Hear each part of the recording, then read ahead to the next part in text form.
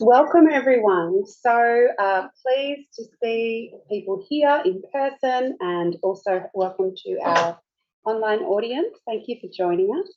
I'd like to first acknowledge the traditional owners, the Wurundjeri people of the Kulin Nations, of the lands which we're meeting here today at Deakin Downtown, and also the lands that our online audience is on right now, and acknowledge elders past, present and emerging.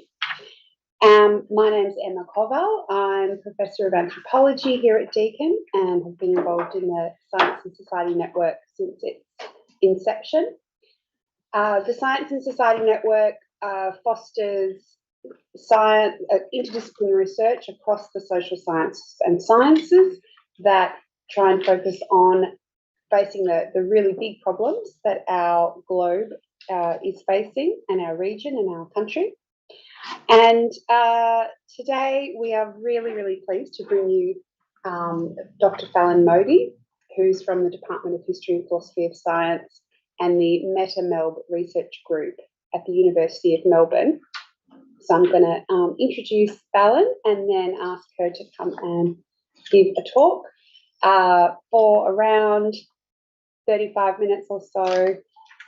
We are then really excited to have two wonderful discussants, Victoria Stead and Mark Seaman, who I'll introduce before they speak, and they'll speak for around 5 to 10 minutes each, and then we'll open up to questions from people here and also in our online audience.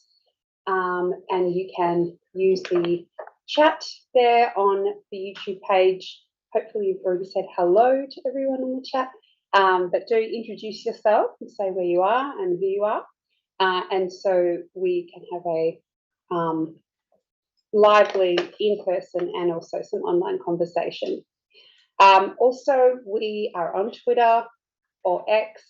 If you're still there, feel free to live tweet. That's okay? Absolutely. Is it okay to take photos of anything goes here. So our hashtag is at SSN Deakin, and our handle is SSN Deakin if you'd like to tag us, or the hashtag is SSN Seminar, one word. So I think that's all the housekeeping required, and so do also feel free, our online audience, to use the chat if there is any issue with the sound or vision or anything. This is, we're in a hybrid situation in a unimodal world, but we're doing our best.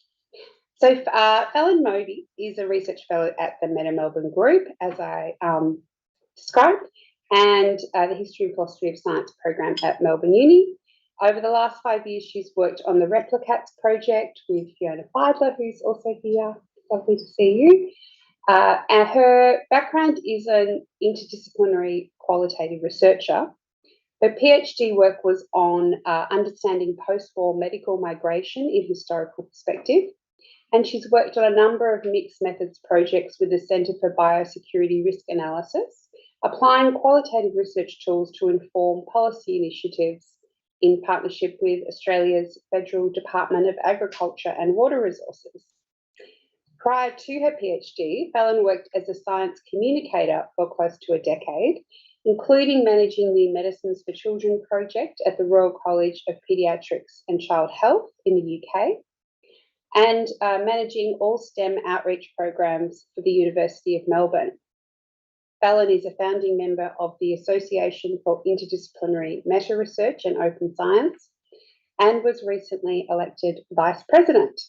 So Fallon's got such a wonderful, diverse background with an understanding of many different aspects of science. So I'm really excited to hear about this new work that you're doing. So please. Thank you.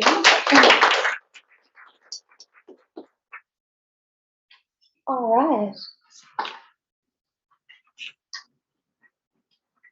Thank you for having me, and I am excited to be here. I should mention that I am going to rely a little bit on my notes just because I have a 20-month-old, and sleep is hard to come by these days. But what I'm going to do today is talk to you a little bit about a project or a set of research interests that I've developed in part as a historian of medicine who has, for the last 5 years now, been working on a pretty substantial meta-science or meta-research project.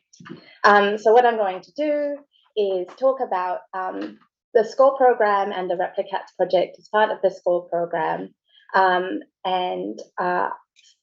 In doing so, we'll introduce the ways in which I started to think about error detection and have been sort of working on tentatively this work, and I'm hoping actually that it will amount to a second set of sort of postdoctoral interests of mine.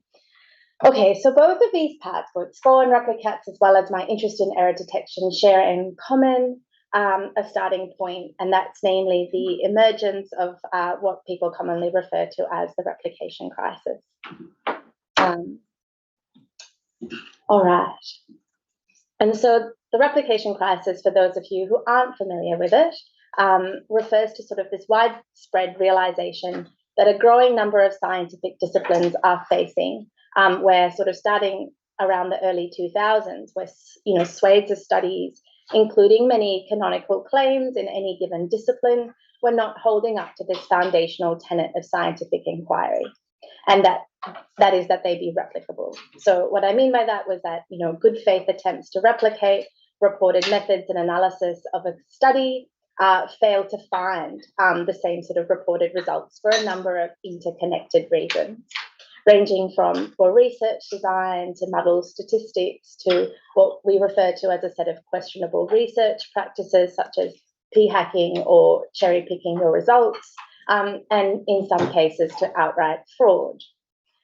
And so as each discipline, starting with preclinical medicine and psychology, notably, as they unraveled the specificities of the crisis for their discipline, what became clear was that the problem or the problems were not simply a result of individual behavior, but rather the outcomes of a set of structural and operational frameworks within which empirical research in academia operates. So again, to offer the simplest of summaries by way of background, it would be that the currency of academia, so for example, research outputs and publications in journals, including those perceived to be of the highest quality or impact, did not incentivize rigorous research. So instead, journals largely valued sort of novel headline results over reporting a moderate or null findings, and journal peer review processes do not operate as robustly as peer review is sort of popularly imagined to do. So essentially, journals are not arbiters of rigor, and the widespread adoption of the publish or perish model in academia and academic funding relying on track record has effectively embedded this set of perverse incentives. And what the replication crisis kind of revealed in a way that could not be ignored was the extent to which the reliability of the evidence base is suspect as a result. And of course, this crisis has spurred a response, and that has been the push to understand and identify and develop interventions to address these set of perverse incentives. And it's been plentiful and has resulted in the emergence of meta-research or meta-science, depending on what you prefer to use, as a reform-oriented cross-disciplinary effort. The meta-research landscape is now a rich one, notable for the number of grassroots efforts to affect change. And what I'm hoping to capture in this slide is just a snapshot of both organizations and research efforts in some of these reform initiatives that are still active today. So in many respects, the SCORE program, which the replicates project is part of, developed and reflects the maturing of the wider meta-science reform project. So SCORE stands for Systematizing Confidence in Open Research and Evidence, and it had an end goal which reflected true DARPA ambition to develop algorithms that can spit out human interpretable confidence scores. for social and behavioural science research. And so the idea behind SCORE was to see if we could develop sort of reliable, rapid and scalable methods to effectively evaluate the reliability of any given published research article. And this was proposed against the backdrop of an unfolding replication crisis. So what SCORE sought to do was to combine machine learning approaches informed by established sort of predictive accuracy of crowdsourced human judgment that had run alongside large-scale replication efforts. All right, so in the words of Adam Russell, who was the sort of person who formulated and pitched the SCORE program to DARPA successfully, the fundamental question was whether we could build algorithms that would help us better understand confidence, in a way that solved one of the key problems about the replication crisis, and that was the feasibility of doing a replication study in order to trust any single given piece of research, right? It was not feasible to do at scale. All right. So SCORE as a wider program had three so-called technical aspects. The first, that was run through the Centre for Open Science, was to build this corpus of 30,000 publications, as well as coordinate a set of replication studies that would benchmark the accuracy of the human prediction component. So that was the second bit right there, where we sat. So there were two teams originally, and then just the one towards the end of SCORE program. And our job was to crowdsource human judgments for, in the end, 4,000 articles across a set of disciplines. And finally, there were three machine learning teams, and their job was to effectively see if they could build algorithms that could spit out confidence scores that sort of matched or outperformed human judgments. Okay, and so to put that into sort of pictorial perspective, this is a figure from a preprint describing SCORE at large, if for those of you who are interested, just showing you how it all sort of worked. So huge program, hundreds and hundreds of us from all around the world working on this challenge, as DARPA likes to call it. Okay, and so this is us, the Replicats team, and as Emma mentioned, we're part of the MetaMelb research group at the University of Melbourne, and MetaMelb is co-directed by Professor Fiona Fiddler, who is here, she's my boss, as well as Professor Samin Bazir. And so I guess I want to acknowledge up front that a lot of the Replicats work that I'll be talking about is actually just telling you all of the amazing and wonderful things that this huge group of people have done. I think at our peak we were sort of 50 of us, and what's notable is that we're truly interdisciplinary. So, ecologists, historians, philosophers, mathematicians, psychologists, computer scientists, all in the mix, working on this thing, which was how are we going to evaluate or crowdsource 4,000 papers and generate our version of a confidence score. So as I mentioned earlier, SCORE reflected the maturing of the wider meta-science reform efforts, and in part this is reflected in the evolution of SCORE as a program. So in phase one, we started with a focus on replicability, and we were looking at, crowdsourcing judgments for 3,000 papers across these 8 social science disciplines, drawn from 62 different peer-reviewed journals, and I've just put a snapshot there for you so you get a sense for where these articles were drawn from. And as SCORE evolved, what we ended up doing was also expanding the scope of it, so widening our focus from just replicability to looking at a wider set of dimensions that together, say something about the overall credibility of any given publication. And so I've just listed those dimensions of credibility that we expanded to. And in part, this sort of exploration or this expansion, the rationale behind it was that such sort of holistic evaluations more closely mirrored routine peer review, and confidence scores that embedded a wider set of heuristics would end up being a more useful tool. All right, so I'm very, very briefly just going to take you through how we did it for the Replicats project. So we used what the IDEA protocol, which was developed at the University of Melbourne, which is effectively a structured group protocol. So for each of the 4,000 papers, they were evaluated by between 4 to 6 participants. What's important to note here is that, it's a structured deliberation protocol. It's not consensus-based. We use mathematical aggregation methods to aggregate group judgments at the end. And for score, we collected both quantitative judgments as well as qualitative reasoning to contextualise those judgments. And we operationalized all of that in a custom cloud-based elicitation platform. So that's what we used for participants to collect their sort of individual and then have discussion and then, provide their final set of evaluations. And again, just highlighting that we collected both quantitative and qualitative reasoning for each of those 4,000 papers.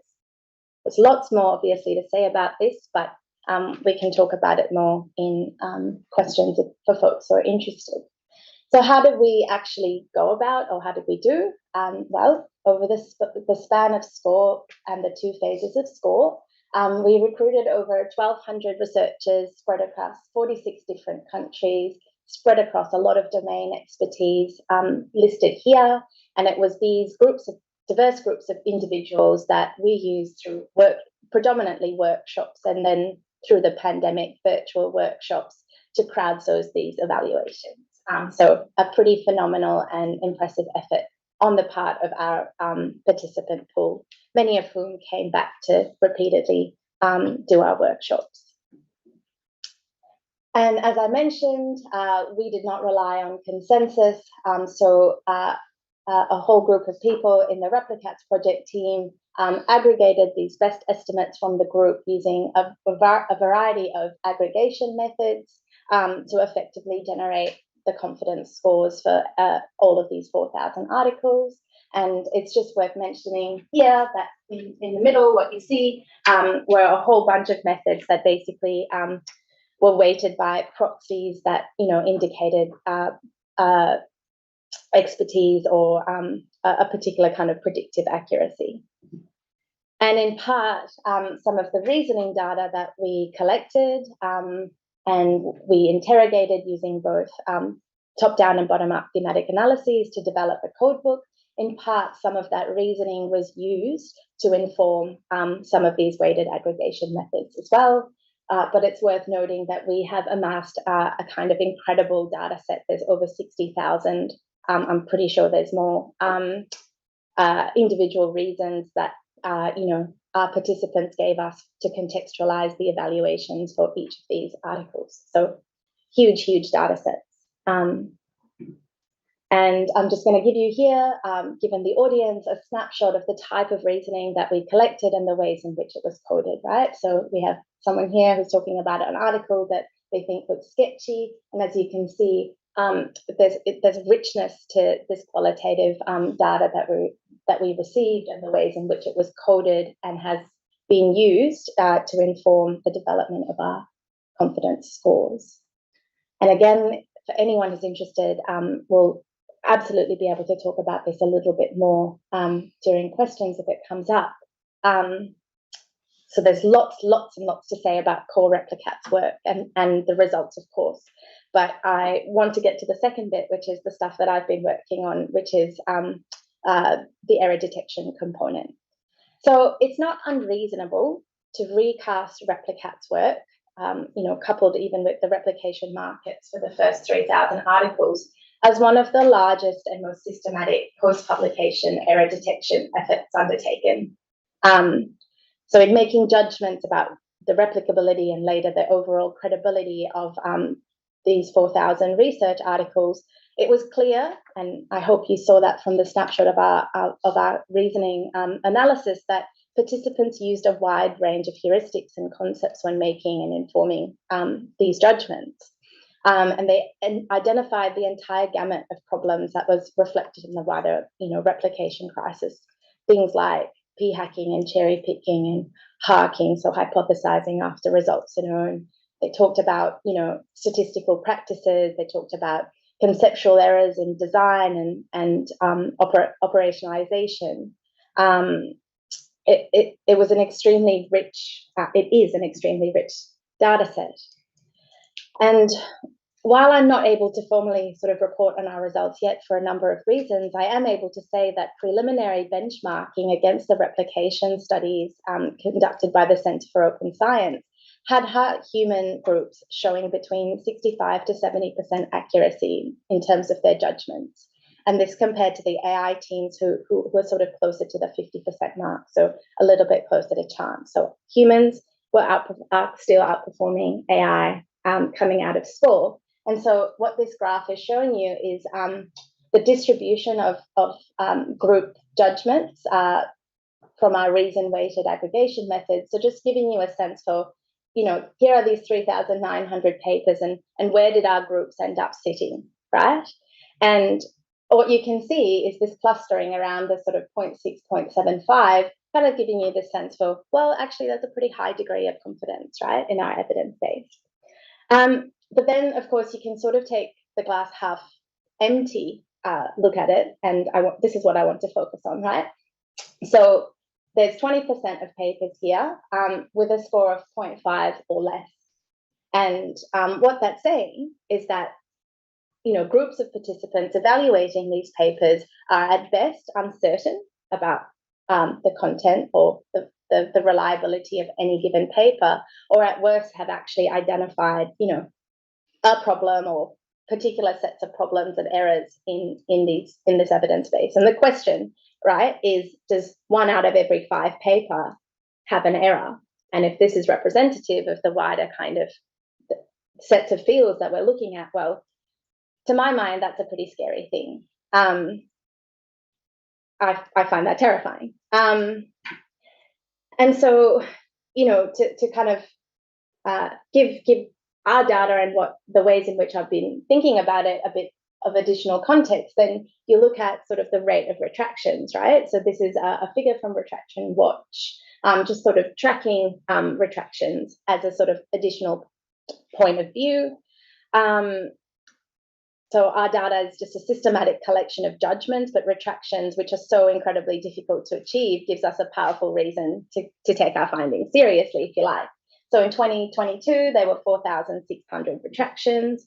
And as of the 9th of September this year, Retraction Watch has a database of over 42,000 retractions. So I'm hoping what you're starting to get is the extent to which the sets of incentives and underlying systems that describe contemporary research practices really aren't supporting kind of trust or rigour in our evidence base. And so, in part, this is kind of giving us a sense for where the problems might lie, but the extent to which we need to do something about the reliability of the evidence base. Now, the spike in retractions and corrections were not, as James Heathers so eloquently puts, because of magical progress, right? To quote James Heathers here. But it's actually on the back of a lot of hard work on the part of a group of people that I'm going to call error detectors, who often of their own volition work to find and try to enforce, individuals and journals and universities to share data, to interrogate that data, and in the case of, discovery of fraud, try to initiate some sort of investigation and sets of retractions. And error detection in the contemporary experience is largely voluntary. And I'm quoting here from an article by Lonnie Besançon, James Heathers, Gideon Merowitz-Katz, and Elizabeth Fick, all very prominent error detectors within the sort of meta-research community anyway, right? Talking about this idea that science is self-correcting, but actually the role that error detectors are currently playing in this correction process. So voluntary work. However, there's this perception that it's sort of this dirty footnote to the achievement of this research output, which is a publication.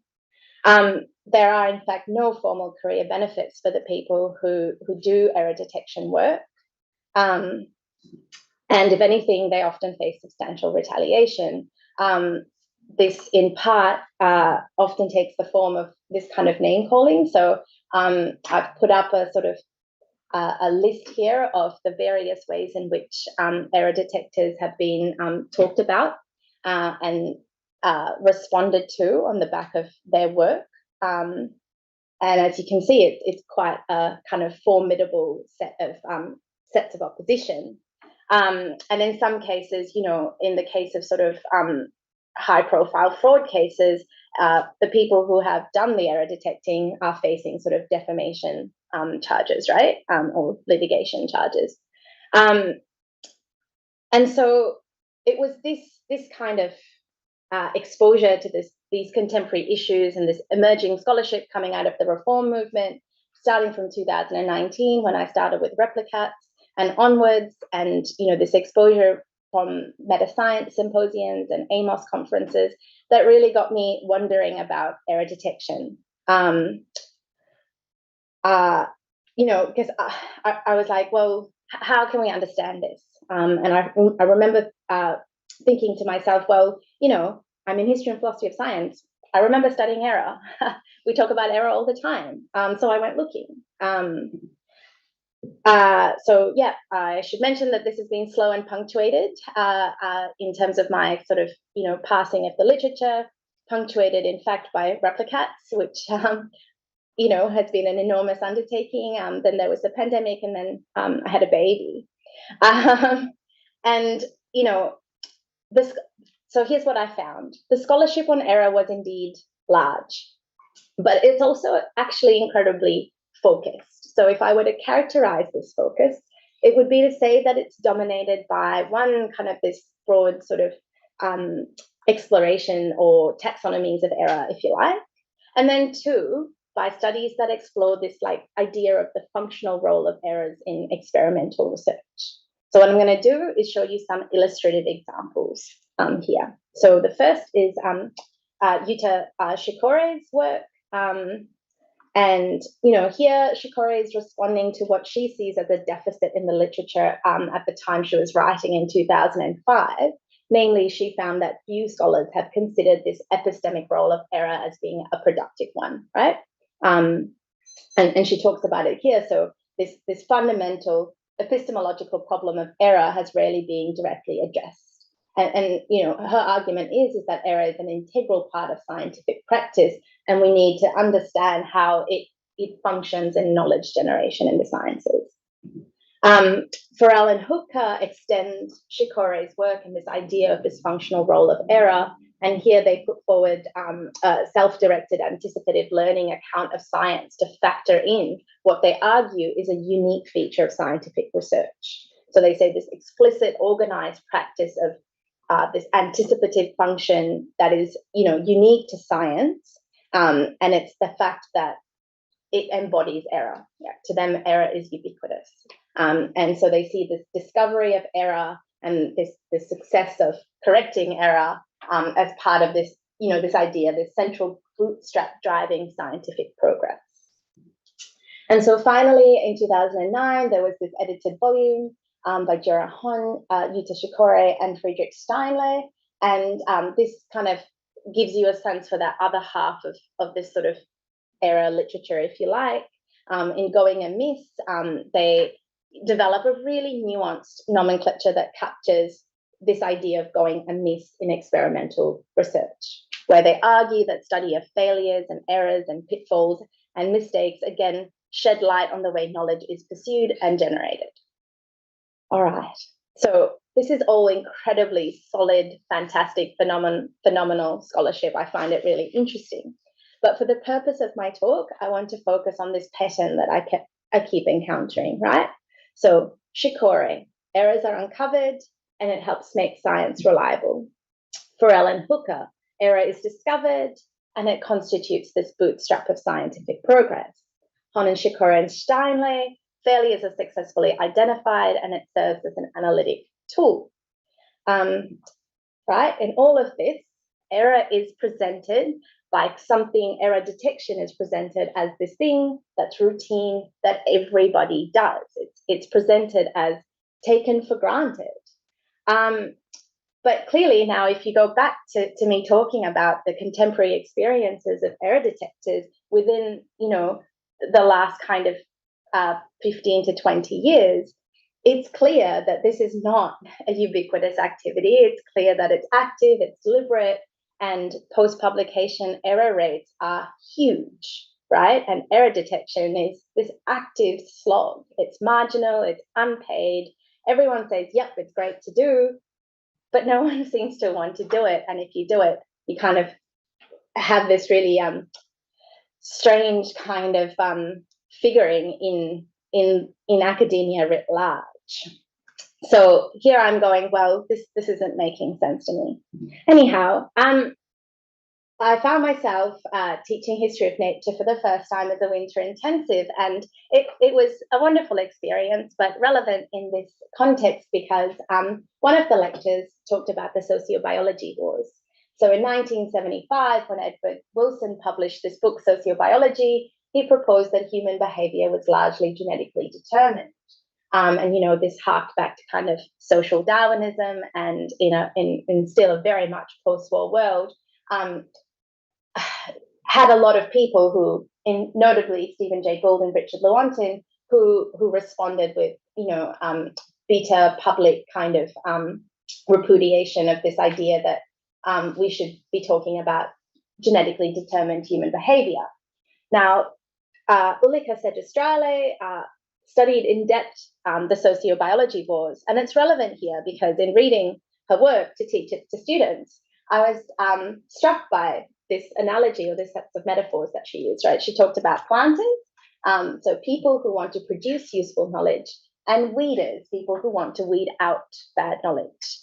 And I'll just give you an example here of how she talks about weeders, because I was reading it and going, oh, that's error detection, to me in 2023.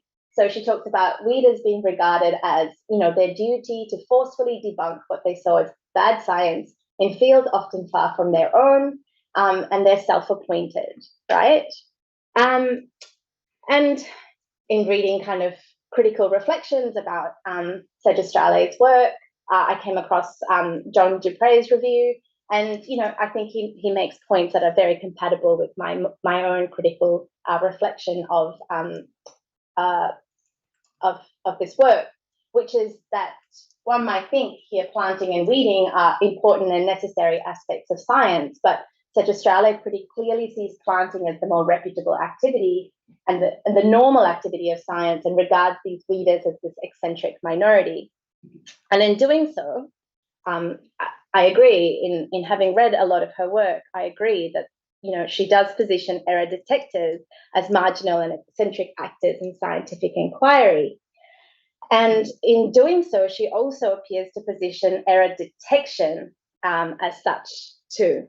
And so to my mind, while this is certainly a salient metaphor for capturing error detection, weeders, it doesn't adequately contextualize or capture or describe contemporary error detection, right?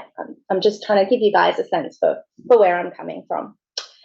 All right, so in part, I think this is a symptom of something much larger within history and philosophy of science and STS scholarship, and it's something that actually historian Nicole Nelson identified in her work on methodologists, and I know Nicole's given a talk, and I was on maternity leave and I was very sad to miss it, but in kind of introducing her research on methodologists, she notes this lack of vocabulary to distinguish between types of actors in science. And I think this is what's happening here too, right? We haven't thought about error detectors in any kind of meaningful way that I have been able to find. So, oh yeah, and I'm not saying here that methodologists are error detectors, far from, but Nicole's work was really important for me in thinking this through, because I think there's actually probably similar kind of work where error detectors are kind of identified in particular sort of case studies, but it's elusive, right? It's not easily findable. I don't know that I ever would have found it if I hadn't happened to teach history of nature. And, I've been looking and keeping an eye on this literature for a while. So I'm going to end with the so what, because this is all part of me kind of thinking through this next project that I would like to do. So I hope what I have made clear is that post-publication error detection is critical to correcting the evidence base, and in fact underpins scientific self-correction. And yes, AI is coming and SCORE is a part of that, but if what Replicates and the wider SCORE program has shown, that is in fact that those AI approaches are a long ways off, and that in fact human ability to detect errors is likely to remain the gold standard for the foreseeable future, right? And so if that's true, I can't help but sort of say to myself, well, we need to systematically, deliberately document error detection as well as error detectors. And so that is what I'm hoping to do. I think that there's certainly scope to extend the scholarship, so to write error detectors and error detection back in a meaningful way. I would like to do so in across kind of disciplinary context, because I think there's nuance there to be discovered. I would like to do that in historical perspective, because I think there's nuance there to be discovered. But I'm not going to ignore the fact that I am very much a part of the meta-science and meta-research world. My colleague Martin jokes because I sometimes introduce myself by saying I used to be a historian. I still am. But there's no denying that by doing this kind of systematic, deliberate work, there's an opportunity here to contribute meaningfully to contemporary conversations about the role that error detection and the people who undertake it have within the meta-science world, and then, you know, its implications for science writ large. So that's what I hope I'll be doing. Thank you. Oh, sorry, 2 shameless plugs. AMOS conference is in November in sunny Brisbane this year, for folks who haven't heard about the conference already. And our postgraduate students have the most wonderful HPS podcast. So here are 2 QR codes for anyone who's interested. But I couldn't bring myself to not do said shameless plugs. Thank you for listening. And here is Alpha's cat. Yes, we need cats. Thank you so much, Fallon. That was amazing. So yeah, you get to have a little rest and a little bit of some refreshment, and everyone feel free to get some fruit from the back if you want. So that was, yeah, really amazing. And now I'm thinking, if an error falls in the forest and no one sees it, is it an error at all? So I'd like to get our discussants to talk, and I hope you're all, though, taking note of your questions for the Q&A part. So I'll ask Victoria first, and then I'll get Mark. So Victoria Stead is a senior lecturer in anthropology here at Deakin. Her own research engages themes of labour, race, coloniality and placemaking, with a geographic focus on Asia and the Pacific. But probably the main reason that she is just being discussing here right now is that she has just been for a few years the chair of Deakin University's Human Research Ethics Committee, and prior to that deputy chair, and has scholarly interests in the histories, affordances and effects of university ethics and integrity regimes. So I'll ask Tori to come up and give us her thoughts.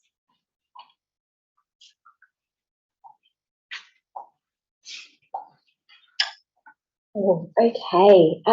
Thanks, Emma. Thank you, Fallon. I so enjoyed that.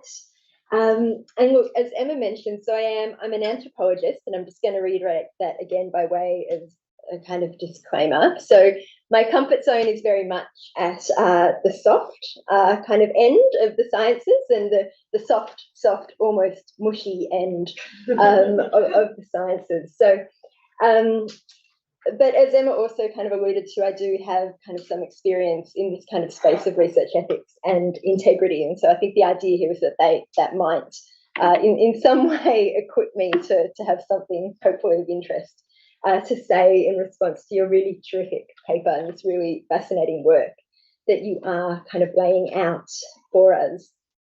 So, look, I guess a couple of comments questions maybe that you might want to kind of pick up on, really, and feel free to kind of pick up on them in whatever way makes sense for you. I guess one initial question, or possibly provocation, or something I would be interested to hear you speak on, is, I guess, how we define the parameters of error in these conversations. Because it seems to me that there is kind of something of a grey zone between errors of fact, differences of interpretation,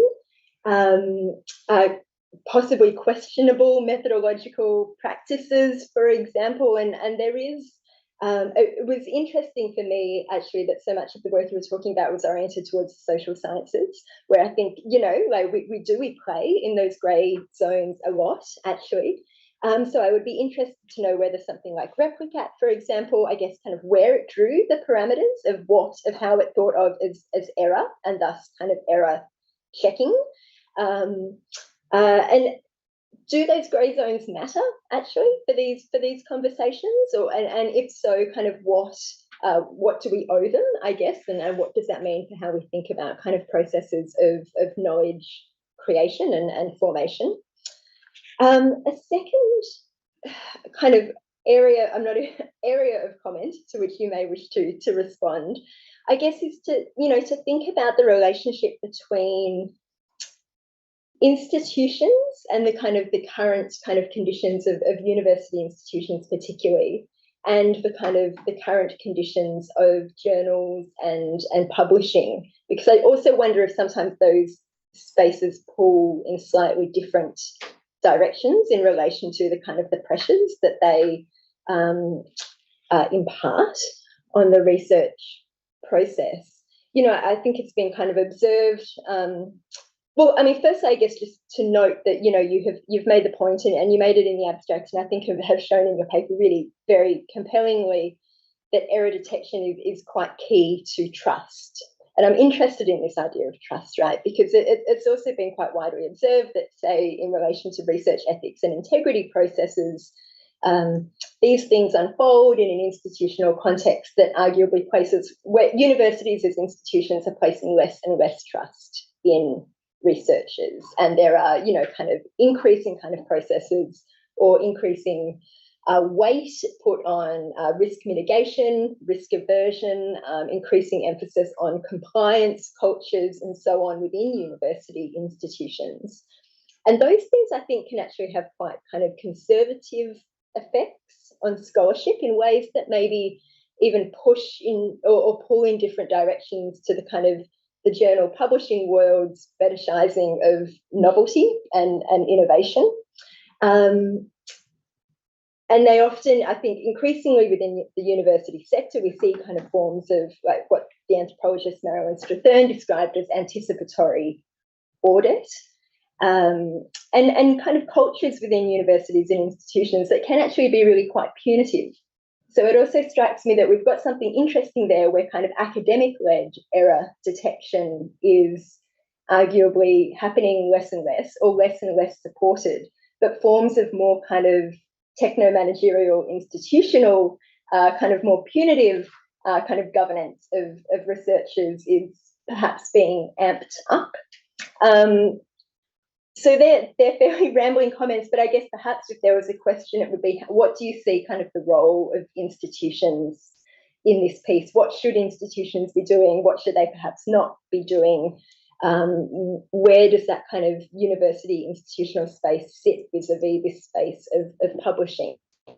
And then finally, I guess, and this is, I suppose, a comment that builds on that,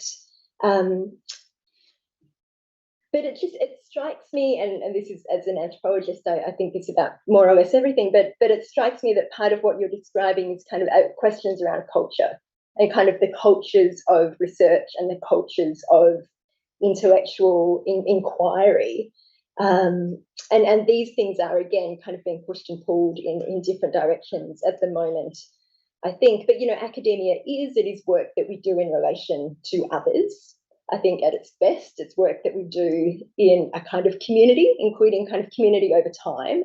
And I would just be interested to hear you perhaps speak a little bit more about what kinds of research cultures and collegial cultures and relationships should we be aspiring to that might support this kind of work of error detection and kind of collaborative and collective knowledge generation in richer and more productive ways.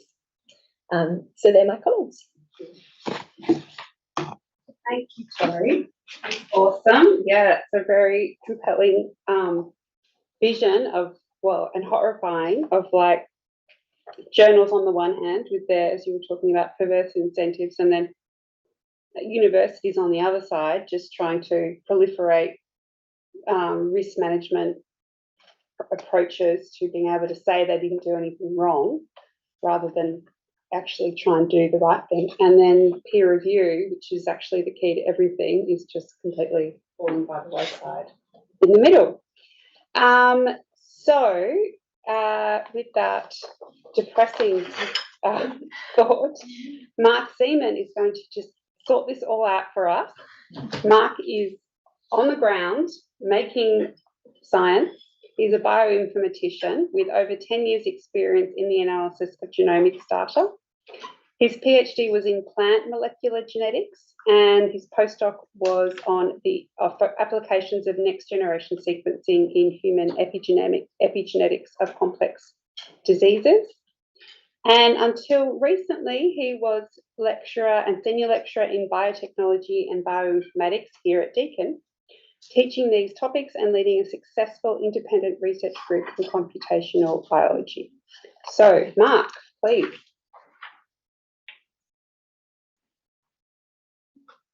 Thanks for the introduction, and I really enjoyed the talk, and I agreed with most everything. Just a little bit about myself quickly. I didn't intend on getting into kind of meta research and error checking. It just happened when we were trying to dig up some data around a genetics study, and we looked through the study's spreadsheets. I think it was published in Nature, and that the spreadsheets and the supplementary files were kind of riddled with errors and problems. And then that kind of got me more interested in, hey, if this can get published in Nature, kind of the biggest and best, then how bad does this problem go? And yeah, a few side projects later, it's actually pretty substantial and bad. So I now have error checking as part of my portfolio of work that we do in my group, which is now at the Burnett Institute. And yeah, so part of the work that we do is looking at individual papers, but it's also looking at the methodologies that folks are using, especially software tools, because in some of those software tools, making mistakes is really easy. They're kind of designed so that the user trips up straight away. Yeah, there's a lot of fertile research areas there. What thought came to me when you were speaking, Fallon, was that science has kind of changed from being like a small thing hundreds of years ago into becoming more of a city. So everyone's very specialized in their certain areas, and it's kind of like if someone needs help in a city, it can be kind of an isolating place, right? So no one wants to, if you need $5 for the train or something, no one's going to help you. But in a village, everyone will help you. So I kind of think that that's what's happening to science, and that's why error checkers are kind of become this eccentric outsiders in a way. Whereas I think what we should be doing is encouraging every scientist to be a error checker of their own work, of their colleagues' work, and everything that's in the literature. Error checking is also extremely important if we want to translate any of our findings to the real world, and that's kind of where mistakes tend to be really have terrible outcomes. What I would have liked to hear a little bit more of with the talk was solutions, because I think those of you who've been in the kind of meta research or error correcting area quite familiar with the publish or perish kind of incentives that we have currently, but there doesn't seem to be a clear way forward for how do we assess people's track record in a fair way that rewards rigorous work that's slow and very methodical, but correct. In terms of the score study, I thought that was extremely interesting, but I had, whenever you recruit large numbers of people, you're going to get diverse and subjective results. And sometimes errors cannot be obvious in the research paper. There might be something that's not included in the research paper that has gone wrong, like a piece of software or some miscommunication between people collecting the data and the people analysing the data, and then the people writing the paper. There's kind of a whole chain of information that has to be passed through, and a lot of that sort of thing doesn't get captured in the publication process. So when we talk about what's the gold standard, it's really, let's replicate it. Let's reproduce some of our of these studies, and then kind of calibrate how these scores work. That would be really interesting. I'm sure you're already doing something like that. If you have any data on it, I'd love to see it. Also, some of the journals there, I was wondering whether they had peer reviewer comments. So perhaps you could get some of those open peer reviews and have a look at how in-depth those, in order to get published in the journal, how in-depth those comments were. Whether it was just a superficial peer review, that might be a red flag for replication. Yeah, also in this line of inquiry, we get a little bit carried away with criticizing studies, and yeah, sometimes it can appear very negative, but I think it's important to kind of take a step back and put something positive out there as well. So what I mean by that is, what are some of the guidelines, recommendations that can be done in order to make our work more reproducible and reliable? And yeah, I'm kind of involved in that sort of thing in the field of genomics, and I'm sure lots of you guys are doing the same. So yeah, that was all I had to discuss. Thank you. Great, thank you so much, Mark. So what I'm going to do is ask Mark and Tori to come and sit here. I think, Fallon, if you want to come here and just respond, I've probably got a few things to respond to directly from those. Sure. Or Karina, are we already we can switch now the camera. All right, so I'll get you to sit down here. I don't need to be on camera. We can have just these three lovely people. So yeah, we've got some questions coming in from online, and we can also take some questions here. But yeah, Fallon, do you want to say anything to those comments first of all? I'm still thinking about them. Oh, okay. All right. Well, I'm happy to take some questions. Yeah. Cycle back. We got questions. We do have a question. Oh yes, great. Go ahead. Thank you for the amazing talk. I was wondering, what's your opinion on journals and this whole idea of once something is published, it's magically true, and shouldn't we just get rid of journals and talk about error detection in a continuous process where you just publish or put out something, and that's already kind of a target to actually evaluate, and not separate error detection pre-publication versus post-publication. I would be interested in your thoughts on that. Right, for sure. I think it's in some senses an artifact of the system that we're in, right? Where, for better or worse, in a post-World War II development of universities, journals, consciously or not, academia outsourced peer review and this idea of gatekeeping what is and isn't allowed to make a claim in a public way to journals. And I know that there's been some phenomenal work done on looking at the evolution of, that journal system and its implications for where we are today. So in part, this is a response to the system that we're in. And I certainly think that, if you look at the rate and speed with which preprint servers and, push to open research and to push to, start kind of clawing some of that back. Yeah, absolutely. But I guess the reality is that unless, we disrupt in a way that I guess hasn't been imagined, a lot of the pre-existing evidence and the scholarship that we're using to build entire streams of research and upon who other careers, sit are still potentially problematic in ways that aren't understood. And of course, the ways that they're problematic will evolve as kind of disciplinary knowledge moves and evolves as well, right? That's all contingent on the time and space that we're in. But yeah, I think for better or for worse, part of what we respond to has to still be the incentives within the system that we're in that doesn't work. And I think, you see pub peer kind of going from strength to strength, and you see preprint servers kind of having preprints, explode, right? This is a community that recognizes that there's a lot to fix and that there are ways that we can kind of take that power back a little bit. And in part, I think that's a response to this question of the role of institutions, right?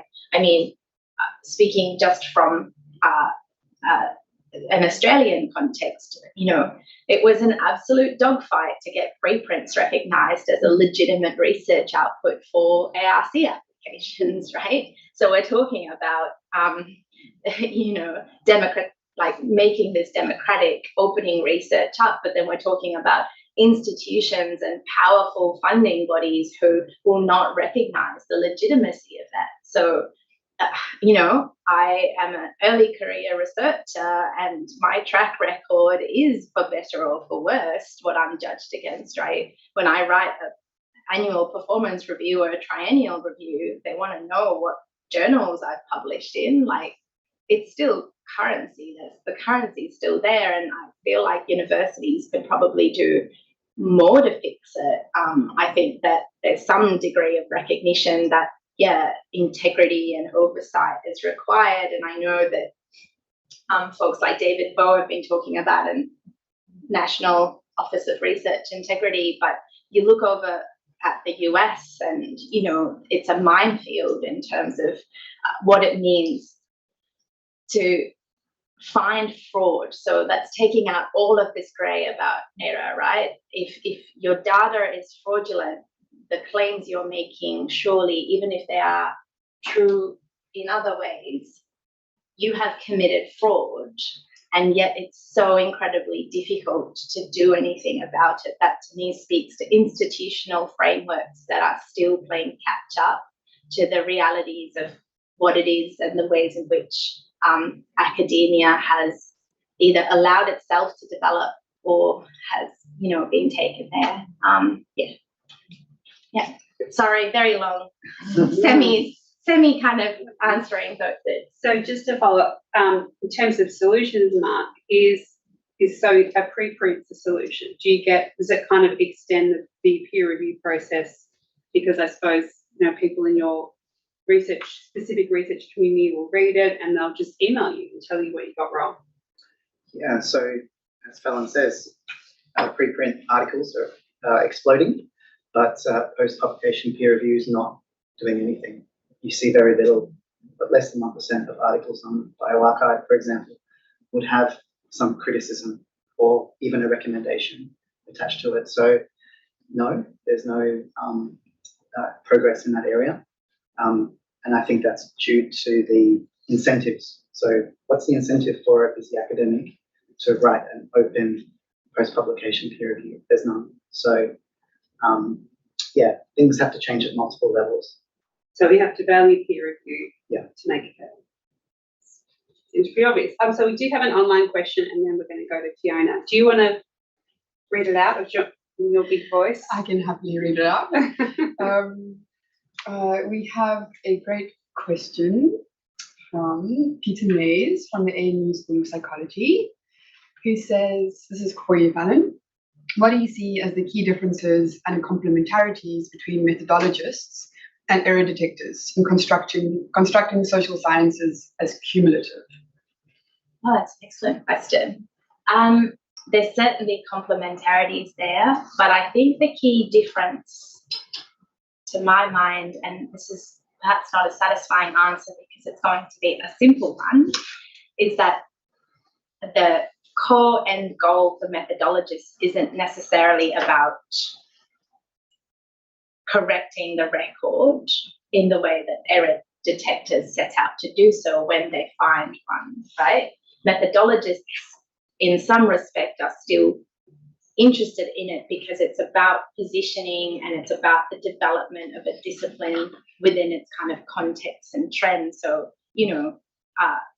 validity and that kind of development, and you might, in the process of doing so, correct some sets of errors, specified to kind of the epistemic tools that people use to generate claims. But to my mind, with error detection, it's that people are motivated by what they know is already out there, but not correct in many, many, many ways. And what they're interested in doing is actually reversing that. And, that's the bit that I'm also interested in, because I feel like we don't know as much about that as we do about methodologists, who are, I think, much more well documented and for some reason have a much stronger kind of purchase within their disciplinary context, within academia writ large, that error detectors, for whatever reason, don't have. So I certainly think that there's overlap. And I think that there's necessarily overlap to any kind of question about error when it's kind of defined as broadly as it is in this way, right? And certainly there's nuance in the detail, but that would be my simple kind of where I would draw the line. Yeah. I have another online. Oh, maybe we'll go to Fiona and then come back. Yeah, I have a question, but before I ask it, I just wanted to, that was an excellent answer to that other question. And what it made me think of actually is that one difference between methodologists and error detectors is that methodologists are still planters, right? Yes. Like they're developing new methods for the field. That's right. They're not the leaders. Yeah. Yeah.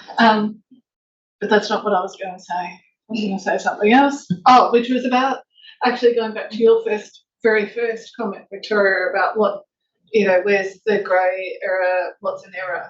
I wanted to hear you say something about that. I kind of know what we were doing in the SCORE project, and that, or what people like James Heathers or Elizabeth Big do, where they're uncontroversial. They're not matters of interpretation. No. Right, but I want to hear how you would answer that. Yeah. So I was going to make that distinction. A lot of people who you might readily identify as error detectors, the kinds of errors that we're talking about, you would have to have your head in the sand to be saying that, this is in some way an attempt to be subversive, or, it's about kind of disciplinary or epistemic or ontological differences. So Elizabeth Big, for the people who don't know, she can spot faked, duplicated, doctored southern blots like you wouldn't believe, right? Like it's amazing. And she's got this spreadsheet of like hundreds and hundreds and hundreds of papers that have these doctored blots in some way. And, I think at one point she was so overwhelmed that she crowdsourced people to help her write letters to editors to ask them to literally do something about it. And in the same way, I know James Heathers and a whole bunch of people, like the work that they're doing, there's very little grey there. I think for just to Fiona's point about how I would see an error, that's an excellent question. And I think for the purposes of my research, I would be interested in actually the people who identify themselves as being error detectors, what it was that they were responding to, because my sense is that it's actually just going to represent the end-to-end kind of scientific process. Some of them will fall into that grey area where people are responding to their pet kind of, you're using this method and I disagree, that's not a valid way to do it. But my sense is to go to these folks are doing this with good faith, right? So my sense is that for the most part, people who identify themselves as, yeah, I tried to correct the record in this way, probably are doing so. And, many of these people, they start with trying to correspond with the author. Hey, can I have your data? Hey, I noticed this, right? It's when you get wall after wall after wall and you're talking about, research that's continuing to be funded and is having very real consequences.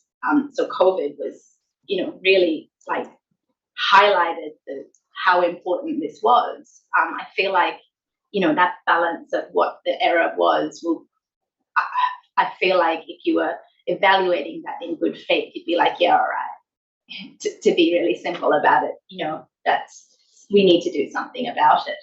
And I didn't, mention it, but I think one of the grey areas or the thing that I'm really interested to see come out is something that actually I've been thinking about since COVID.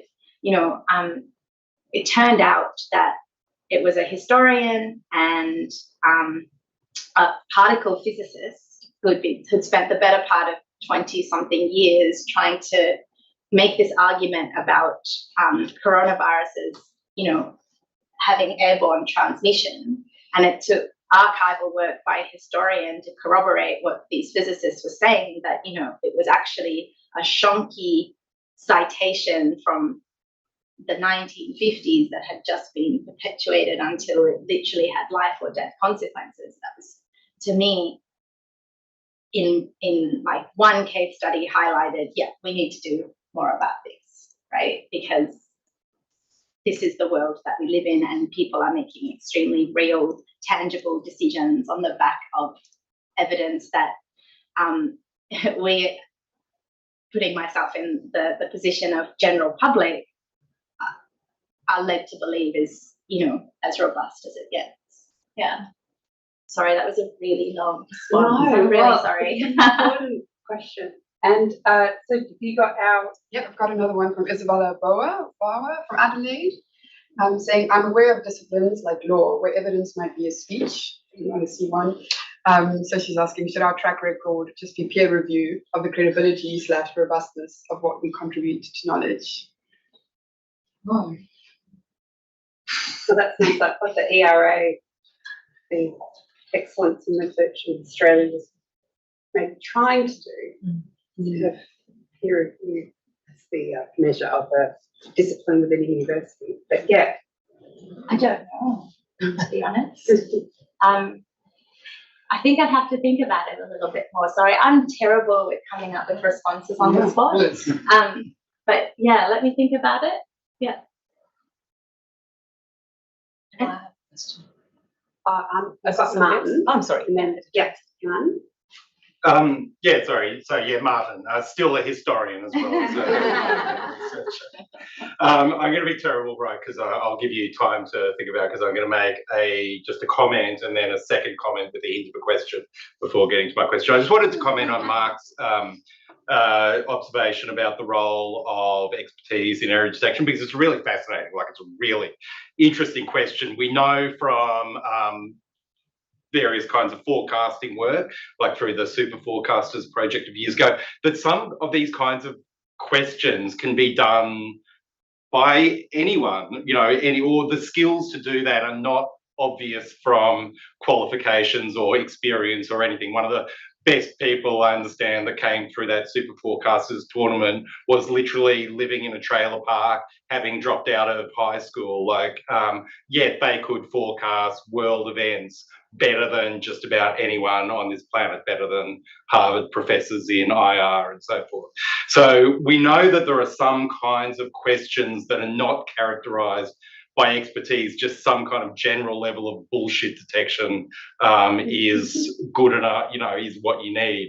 But yet clearly there are other kinds of questions that obviously are dependent on that kind of expertise. And this kind of quality assessment of academic research seems to be in this grey area where some aspects of it are to do with general level ability to detect error, and some of it is really dependent on specialist expertise, and we have no idea which questions are which, right? So it's a really interesting question. Anyway, that's my observation.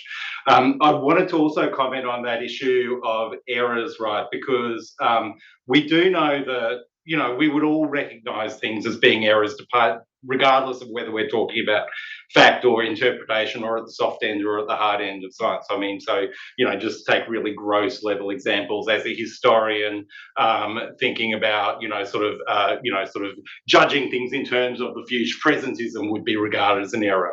For an anthropologist, sort of either too much reserve or over identification would be considered as errors, right? So there are all kinds of errors that we would accept. So it's interesting. There's a hint of a question there in thinking about how do we think about errors across this thing. But I do want to really ask you about errors, about that role of error. The question I want to ask is, sort of to talk more about this role of errors in prose. And I think this doesn't matter whether you are talking about fact or interpretation or at the soft or hard end, but in all of these cases, when we're doing this cutting edge knowledge, we're doing what is supposed to be one of the hardest things in the world, right? Like, this is supposed to be all really hard stuff that we're doing. And yet we're all geniuses, right? Like, we never make mistakes. Every idea we have is a good one. That's what the story that the literature tells us. Like, everyone's right. We're all doing this incredibly hard thing so well. We're great.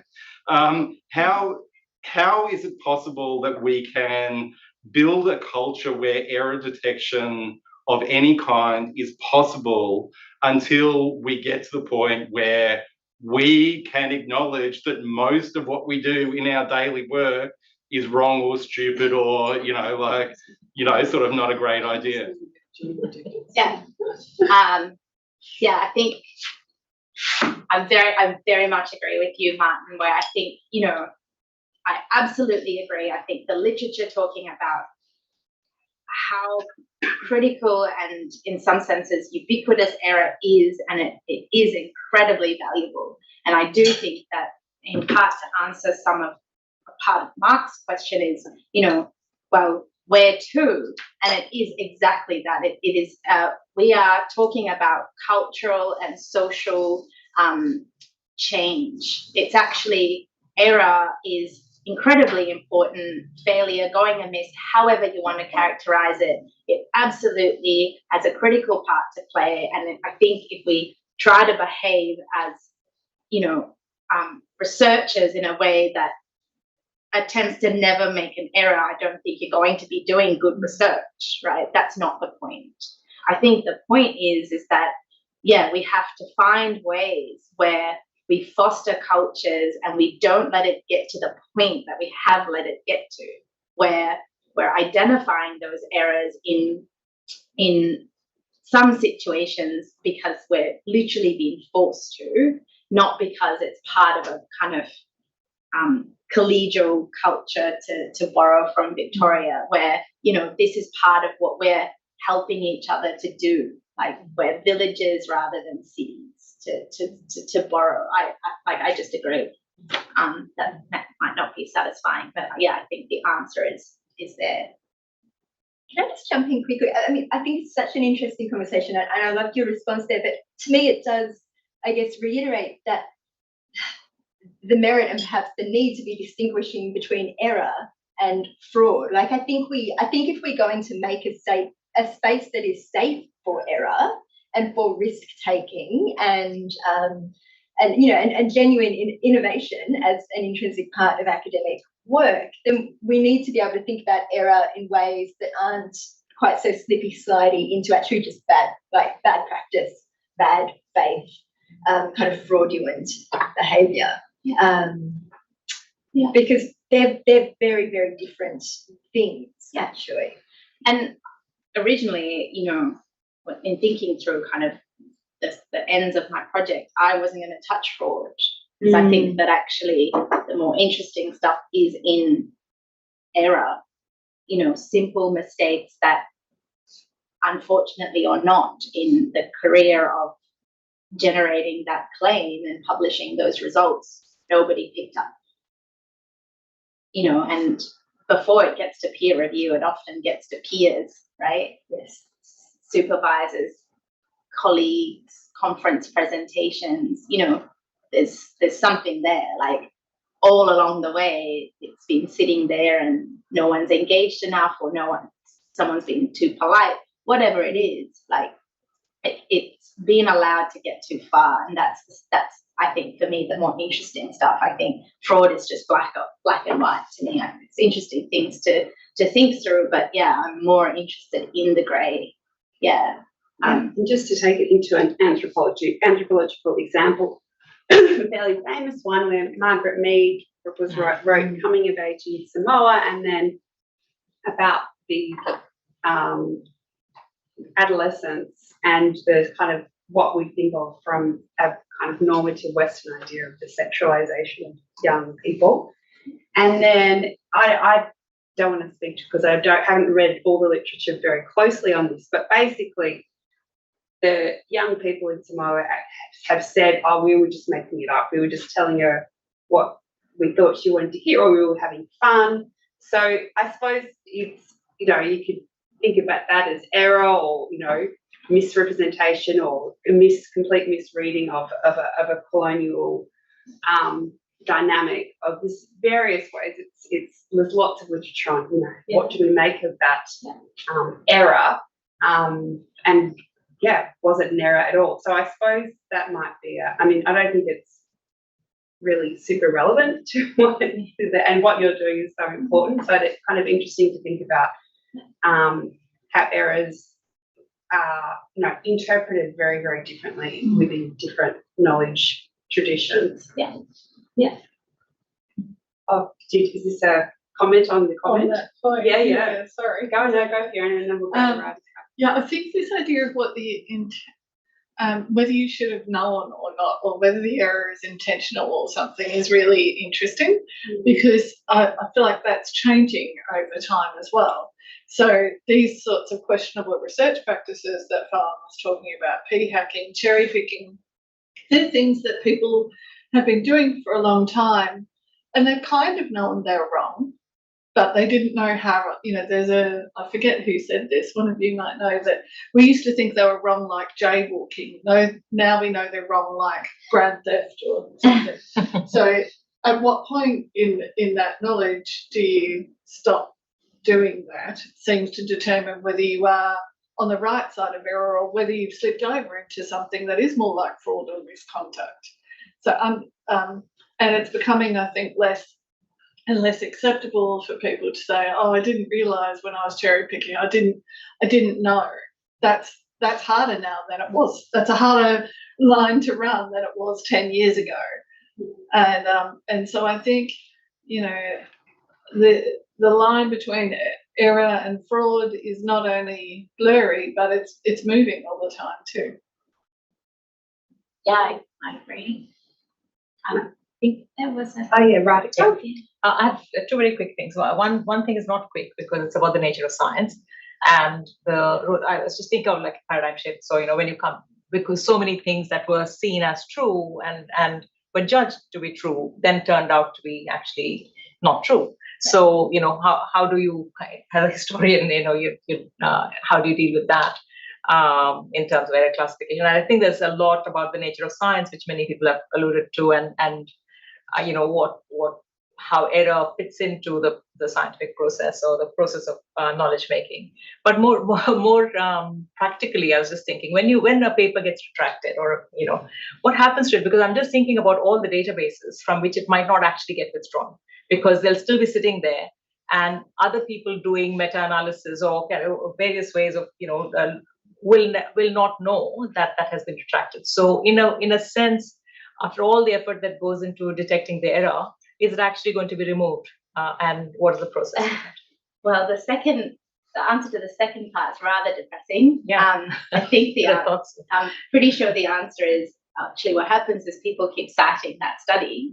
And I mean, Tom's done some work on even citation of replication studies that show, where the errors are and why studies aren't replicable. And in fact, they don't get cited as much as the original papers. And in some cases, the citation counts for some, papers have gone up, even though there is available very clear evidence that that is not the case. And but as a writer, if I'm writing something, yeah, and I'm looking, because the way I'm looking is through keyword search or whatever else, sure. I actually won't know that it's been refuted or anything else. So it's really not.